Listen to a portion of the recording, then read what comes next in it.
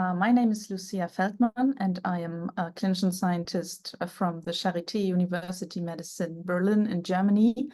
And that means that I'm both working there as a neurology resident and as a postdoctoral researcher in the group of Professor Andrea Kühn from the Movement Disorders and Neuromodulation section.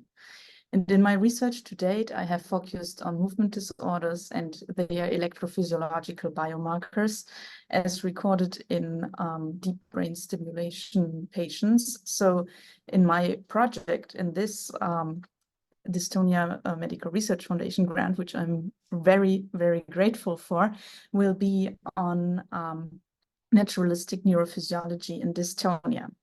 So this means that we will investigate in dystonia patients how the electrophysiological biomarkers behave over time. So what is interesting there is that both for the motor and the non-motor symptoms, different transdiagnostic biomarkers may be applicable. And with dystonia patients, it is very interesting once they have deep brain stimulation, as opposed to Parkinsonian patients, that indeed the therapy steering can be quite challenging. That means that the stimulation effects and the clinical effects might be delayed and maybe due to plastic effects that may be reflected in what we see in the biomarkers. And what we want to find with this research is how these biomarkers behave in everyday life of patients. So things that we couldn't know up to now, because to date, the recordings were always done in the perioperative phase and within labs. But now with a novel sensing-enabled neurostimulator, we have the opportunity to record chronic biomarkers in the home environment. That's what we mean with naturalistic neurophysiology. And there, of course, it has the relevance for everyday life.